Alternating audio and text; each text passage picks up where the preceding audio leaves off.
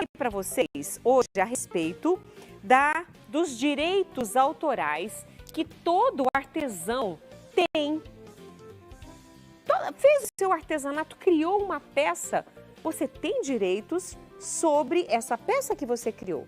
Se você não sabia disso, agora você vai saber, você vai aprender, porque nós vamos receber o advogado, o Dr. Bruno Matsubara, para justamente nos ajudar com isso. Quando a gente fala em direitos, tem pessoas que falam, ai não, mas é muito complicado. Não, mas pelo menos tem que conhecer os seus direitos. Exatamente. O que a lei diz em relação a isso, doutor? E que os artesãos vão se sentir protegidos. Perfeito. Só para a gente contextualizar um pouquinho aqui, voltando um pouco atrás.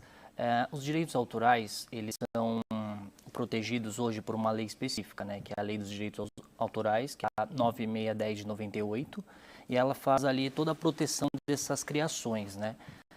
O artesanato, ele não vem expressamente descrito como uma obra na legislação, né? Ela não tem não está expressamente o artesanato, tem uma proteção, não. Mas a gente consegue fazer uma interpretação mais expansiva para que o artesanato ele entre ali numa criação de espírito, né? Que é exatamente isso que a lei prevê. São obras autorais, criações de espíritos por qualquer meio, né? E por qualquer meio a gente entende que tenha uma forma. Porque para você ter um direito autoral hoje, para você ter uma obra autoral, que a gente pode colocar assim, você precisa de originalidade e criatividade. São esses dois aspectos que são bem importantes para que a gente tenha uma proteção. É exatamente isso que acontece hoje com o artesanato, né? Nós conseguimos ter essa proteção diante da originalidade e da criatividade também dele, porque isso acaba formando uma obra autoral, isso que a pessoa está fazendo, uma obra, vamos dizer assim, meio que artística, dependendo do... Exatamente, porque aí já entra na originalidade, entende?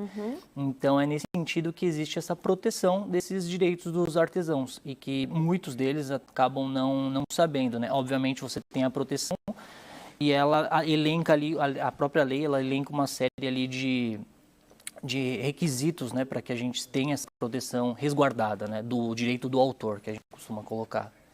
Ou seja, essa originalidade, esta criatividade nesta peça artesanal é o que vai dar ao autor o direito protegido. Exato. Ou seja, ninguém vai poder fazer daquela forma, com as mesmas características, daquele jeito não. Isso, obviamente que a caso a caso, né, isso a gente analisa caso a caso, não dá para falar de um modo geral, mas colocando aqui de um contexto por cima, é exatamente isso que você falou, a gente precisa desses requisitos para que se tenha uma obra artística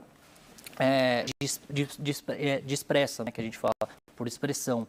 E disso a gente tem um meio para que isso se caracterize uma obra autoral. Eu pedi a ela, não sei se ela topou contar o que aconteceu. Você vai contar para nós o que aconteceu ou você acha melhor não falar? Ai, eu acho... sem problema isso. Mas o que eu achei interessante, vou até contextualizar para vocês. Eu falei com a Edilene Isidoro e ela contou um episódio que aconteceu, mas o legal foi o que aconteceu depois, por isso que eu achei interessante. Não é só chupar essa ideia, né? Mas é o resultado disso depois. Então, se prepara aí que daqui a pouquinho eu vou colocar você na conversa. Porque, às vezes, a pessoa entende de uma maneira diferente. Não, mas ela fez o dela, eu vou fazer o meu. Mas ela pintou de vermelho, eu pintei de amarelo. Então, mesmo que a peça seja igual, mas ela está copiando. Sim, exatamente. Se aquela pessoa fez e registrou, ou seja, a lei a protege nesse sentido? Exato. Aqui é importante também um ponto que eu vou esclarecer para você. Ao contrário de outros aspectos aqui que a gente pode colocar, os direitos autorais, eles não dependem do registro para você ter a legislação ao seu favor, né? Para você estar resguardado pela legislação. Não precisa exatamente, ter registro. A legislação ela coloca bem claro que a proteção autoral de uma determinada criação, ela depende de um registro. Óbvio, por outro lado, é interessante você fazer o registro da sua obra autoral para ter maior legalidade, para você ter maior comprovação. mas não depende para você ter essa proteção, porque a proteção dos direitos autorais, elas nascem a partir do momento que o autor ele cria aquela obra, entende? Então, quando o autor ele cria, quando nasce a obra autoral, é quando nascem os direitos decorrentes dela, que se encaixam ali na lei dos direitos autorais. E não pode falar. Não, pode ter. Né? E também a própria lei também elenca em casos de violação de direitos autorais as sanções que existem decorrentes dela. Obviamente, caso a caso ali a gente se enquadra, mas a violação ela sim existe vamos colocar aqui uma sanção civil em razão dessa violação de direitos autorais, né? Por exemplo, um plágio, vou lá e copiei alguma coisinha ali, então a legislação lá aplica uma sanção nesse sentido. Então vamos pensar, só para que também fique mais claro para nós em relação aos direitos autorais. Então eu criei uma peça, aquela peça é única, eu sei que foi eu que criei, eu acordei de madrugada, nossa, com a ideia, aquele insight que dá na gente, né? Ah, nossa, eu vou fazer isso aqui. E aí ela não registra, e aquilo ela sabe que foi ela que criou, não existia em lugar nenhum, e ela criou, e aí uma outra pessoa copia. Aí ela fala, não, mas espera, isso aí foi eu, tal. Ela tem esse direito preservado. O que ela tem que apresentar para a justiça para provar, uma vez que ela não tem o registro, de que ela tem esse direito autoral porque foi ela que criou a peça. Tem algum documento que ela tem que apresentar? Sim, se você evidentemente não colocou, não fez o seu registro, falou, não quero, eu prefiro ficar assim, você pode sim, como titular, você que criou, você tem ali os documentos que fez com que você teve aquela ideia, por exemplo, você fez um primeiro post daquela obra, falou assim, olha aqui que eu criei, por exemplo, hoje nas redes sociais, isso é muito comum, né? A pessoa, por exemplo, fez uma criação, postou lá em meados de 2008, e aí em 2010 uma pessoa copiou exatamente igual. Isso já se forma como uma prova. Fala, não, olha só, isso aqui foi uma criação minha, eu tenho prova disso. Tanto é que então isso seria uma prova? Sim, seria uma prova de que existe uma autoria sua em razão desse direito. Isso com certeza é uma prova bem robusta que a gente poderia utilizar eventualmente numa discussão. Mas é interessante porque eu imagino que tenha um custo fazer o registro para que esse direito autoral seja mais protegido e preservado. Sim, existe. Para fazer o registro de uma determinada peça, o que eu tenho que apresentar também? As características você tinha no começo do programa falado, exatamente. A originalidade e a criatividade. Essas características, elas que vão definir, ninguém vai poder fazer com aquelas características, é isso? Exato, e também, obviamente, como a gente fala de direitos autorais, a gente entra em tudo, né? Música, pintura, então, são uma série de requisitos que você, caso a caso, o próprio o órgão público responsável por isso, né? Vai te dizer exatamente o que você vai precisar, quais são os documentos, o que eu preciso. Então, isso vem muito de cada obra que você cria, né? E a própria lei também traz questões que não são protegidas pela lei. Que depois é até interessante a gente falar da Receita, que você até comentou ali, que seria bom a gente abordar isso. Que já foi, vou pegar um gancho aqui já, tá bom? Porque assim, a Receita, vamos voltar um pouquinho aqui. O livro de receita, por exemplo, eu tenho um livro de diversas receitas aqui. Isso sim, a gente pode considerar uma criação literária, uma obra literária, um livro de receita com diversas receitas. Agora, a receita propriamente dita, de um método, de um procedimento, ele não é protegido pela lei de direitos autorais. Inclusive, isso tem uma certa discussão judicializado, mas a própria receita em si, ela não tem essa proteção dos direitos autorais. Por exemplo, se eu ver se eu entendi, a lasanha. Lasanha tem a técnica de fazer com massa, carne moída, presunto, queijo, molho, bastante queijo e forno. Tem pessoas que aproveitaram a técnica da lasanha para fazer lasanha de berinjela, lasanha de massa de pastel. Chama lasanha. Sim, sim. Né? Mas ela é feita lasanha de bombom. Né? Quer dizer, por aí vai, né? Por aí vai. Tem a técnica... Ela pode ser utilizada, mas se eu criar com a técnica da lasanha uma receita diferente, por exemplo, uma lasanha de bombom, nunca vi, mas eu imagino que alguém tenha criado essa lasanha de bombom. poderia, essa lasanha é minha, não tem lugar nenhum? Não, Não, essa né? questão não, porque tem uma discussão muito grande, porque ele não entra realmente no rol ali que a lei elenca exatamente o que pode ser de proteção, o que goza da proteção legal, né, dos direitos autorais e o que não. E aqui a gente entraria com um procedimento, com uma técnica, método, né, e o que não Uma coisa não que estaria, já existe, exatamente, mesmo que o procedimento tenha seja outro, sido exatamente. modificado. Tanto é que muitos chefes criam ali novas receitas, enfim, e acabam não tendo essa proteção. Diferentemente de um livro de culinária, que a pessoa vai lá e tira imagens dali, acaba também violando o direito autoral da obra literária, né, que é o livro. Isso foi legal você falar. Nós estamos falando de receita, eu vou voltar para o artesanato. Hoje nós vemos na internet, né, pela web, ou seja, é o campo maior onde se Sim. pesquisa tudo. E a gente digita lá, por exemplo, pintura de galinha, imagens. Gente, são milhares, se não milhões Sim. de imagens que aparecem ali. Aí eu estou rodando. Eu vou pintar uma galinha, mas a minha galinha não está tão bonita assim, mas eu quero fazer um projeto. Eu vou lá, pego aquela imagem de uma outra pessoa, que eu nem sei quem é, está escrito em outra língua. Eu pego, achei legal, aí eu posso colocar meu trabalho, aquela imagem. Mas se tiver escrito lá, aquele Rzinho Sim, ou do autor, do colocando autor, quem é o esse autor. Rzinho no nosso caso é um R, né? Aham. Que é o que é registrado. A pessoa, ela pode me processar Sim. por eu ter usado indevidamente, A sem imagem autorização, dela. a imagem dela.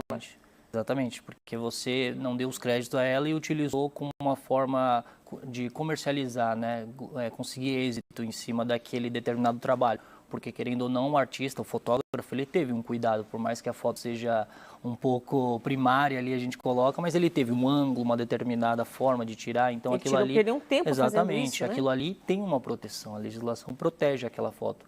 Então, muitas vezes, quando a pessoa acaba pegando aquela foto e colocando, usando, tentando lucrar, a gente coloca dessa forma aqui, pegando uma carona, isso tem uma violação. E, obviamente, por consequência, tem sanções ali que a própria lei elenca. Olha, isso é interessante porque a gente percebe que só porque acha que é na web, dá para pesquisar qualquer coisa, pegar qualquer coisa. Isso é algo indevido, ou seja, pode ser natural, mas não tem moral, né? Sim. Se você pega algo de alguém e que esse alguém não autorizou você pegar e a pessoa somente expôs lá para mostrar o trabalho dela e não para que você pegue... Deu os créditos, né? Exatamente. Você dando os créditos, pedindo autorização para o próprio autor da obra, falando, olha, eu quero fazer um trabalho aqui, seria possível? Isso aí é permitido, né? É permitido mesmo forma. Sem pedir autorização, mas se eu der créditos de onde eu tirei a foto... E você não tiver fins lucrativos, comerciais... não pode ter fins lucrativos. Exatamente. Fins comerciais, né, para tentar êxito em cima da... Porque, querendo ou não, senão você teria que pagar um valor pelo uso, entende? Se você está tirando um valor daquela determinada obra, você está usando, de certa forma, para ganhar. Então, nada mais justo do que você remunerar o próprio autor da obra, né, que tem ali os direitos sobre a obra artística dele. Então, qual é o caminho que os nossos artesãos, quem assiste o programa Mulher.com, faz artesanato? Nós estamos ligados com todo o Brasil. Cada região tem uma característica em relação aos seus artesanatos, né? A gente vê a cerâmica marajoara, você não acha no Rio Grande do Sul. Sim. Pode achar alguém que comprou e levou para lá, mas a técnica, o tipo do barro, o jeito de pintar é específico de uma região. Exato. Né? Cuia pode ter em qualquer lugar do Brasil, que um gaúcho levou, etc. Mas as cuias que são produzidas, da maneira como são produzidas no Rio Grande do Sul, então, eu estou assim, pegando o que é cultural. Mas é claro, nós estamos aqui falando de criatividade e originalidade. Então, se essa pessoa quiser registrar, ela deve procurar que órgão, ela deve levar que documentos, ela deve apresentar as características, o que ela tem para poder registrar, caso ela tenha um insight e faça uma obra nova, uma coisa diferente. Sim.